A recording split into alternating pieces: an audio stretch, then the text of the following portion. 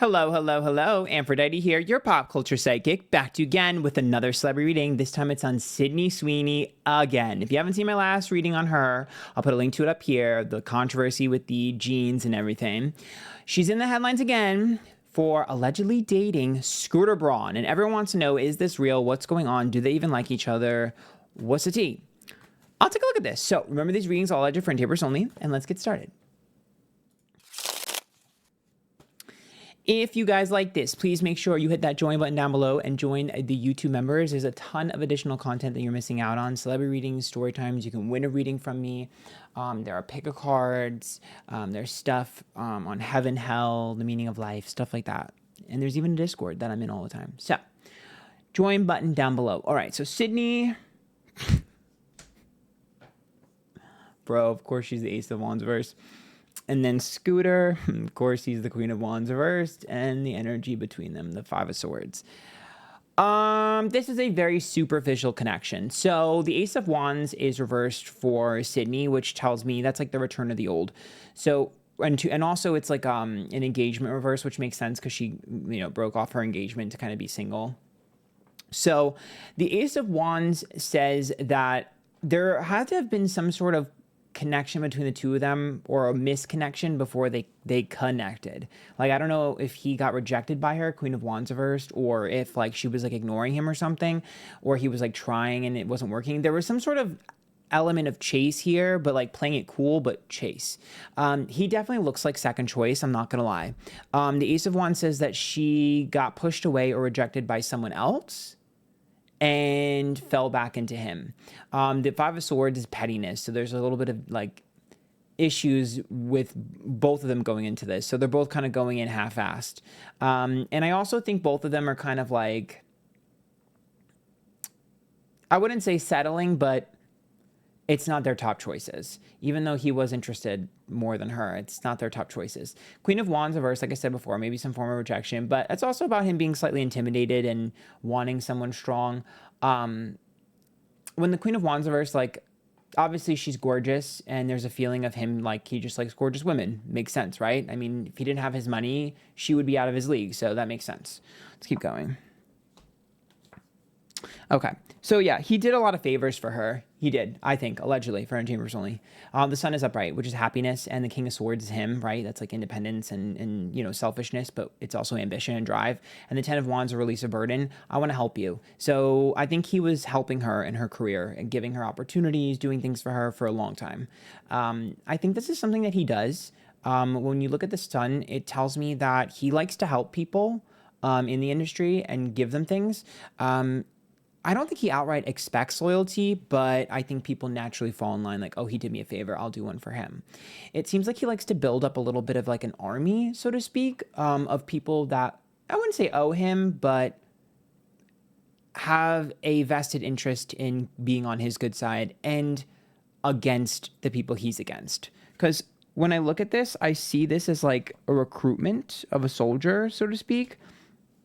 And so I think he's really good at being strategic and getting under people's skin. I know the Six of Cups is reversed. That's the past reverse. That's all of his past issues. And the Wheel of Fortune and the Death card. He's really good at reinventing himself, and he's really good at reinventing people. He's really good at capturing the attention, like having the people he works with and does things with capture a younger audience. Like, he's really good at distraction. Like, he's really good at his job. I know a lot of people are probably getting triggered when I say that. He's pretty cutthroat, but technically when we look at that Wheel of Fortune, it's like he knows how to turn something into gold mines. It seems like he's been helping her for a while, and I think maybe the date or dating, whatever they're officially doing, doesn't really seem that serious to me yet, but who knows? It seems like it was a natural progression.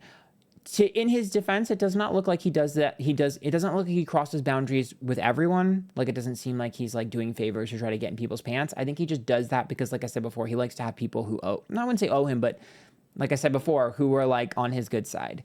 He's extremely strategic. I also think that he's gearing up. He's collecting allies, and she's one of them. Like, there's something he wants her to do as almost like a weapon against someone else that he doesn't like. The Fool is about like new opportunities and young, naive energy. By the way, it's weird that she's barely in this reading. It's all him. The Two of Swords is about separating from someone or a separation. The Six of Pentacles is about accountability. That's about also contracts. There's a part of him that wants to utilize her as a weapon against someone he doesn't like an op. And not just her, but other people that he's working with. Like, he's gearing up for some sort of really big business thing. Like, I don't know if it's a new business or what, but I see him being like, we'll have her do this and I'll have this one do this, but you can't hire this person. You can't do this. Like, there's a big up and coming divide happening between the people he works with and the people he fucks with and the people he doesn't. It's like a big war behind the scenes. And this is like, she's a part of that, but the going on dates and stuff is just like an elevation of that. Her interest in him is, ooh, this is shade.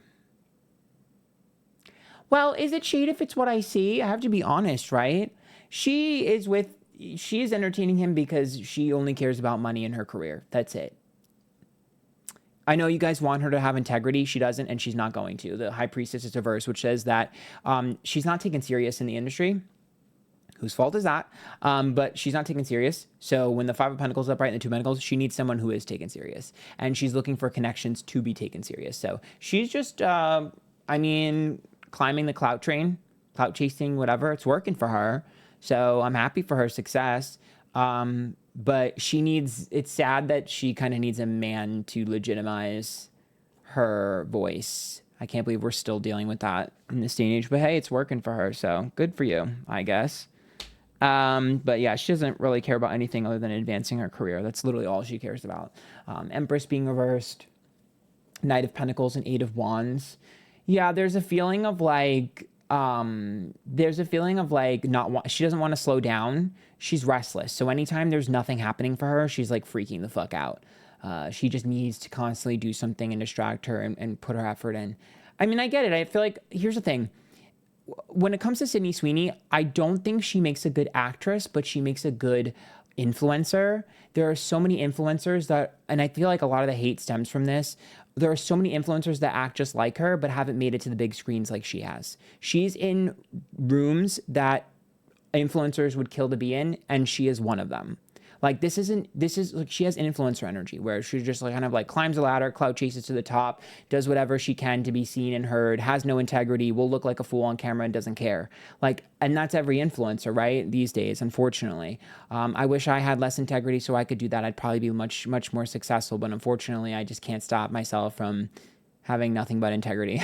But regardless, maybe one day things will be different and people will appreciate something real and strong and creative rather than something vapid and attention seeking. But the audience likes what it likes, I guess. But yeah, so I think that's where a lot of the hate is stemming from. I'm just like, when I read her, she just reads to me like any other influencer I've ever read. Kind of obsessed with fame and success and money and willing to do anything to be seen. That's it. So this is just another stepping stone. He's not naive to this either. He doesn't really care, though. I mean, why would he care? He has a ton of money. It's not like she's going to do anything, and she's useful to him, and she's beautiful. She's drop dead gorgeous, so yeah, it's just mutually beneficial. There's no love here, though, in my opinion. At least not yet. I mean, they are apparently went on like 1 or 2 dates, so I guess not really expecting to see much there, but she is going to be weaponized against someone else, I'll tell you that. Now, I know a lot of people are like, oh my God, because Scooter Braun and Taylor Swift have beef. I don't know, maybe, I don't know. I don't know exactly who it is, so don't ask me who it is. I don't know. I cannot tell you, but I can tell you that it involves businesses, a new business, and it involves new direction, and it involves icing people out. I find it hard to believe that it's going to be a direct attack on Taylor just because I feel like you can't knock her, but how do you defeat Regina? You get rid of her minions, so perhaps there's something to that. Who knows? But I'm going to leave it there. I think it's kind of sad that Sydney's barely in this. I'll do one more poll, but she's barely in this. She doesn't really... I don't know. The Ten of Cups is upright. The Page of Pentacles reversed, the Lover's card. Yeah, I don't know. Two people who are very, very individualistic are trying to are kind of using each other. Whatever. That being said, she's not dumb.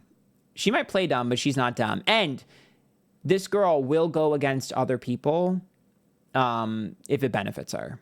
This is not a girl's girl. She is not a girl's girl. And to be honest with you, I don't think that's a bad thing. She's cutthroat.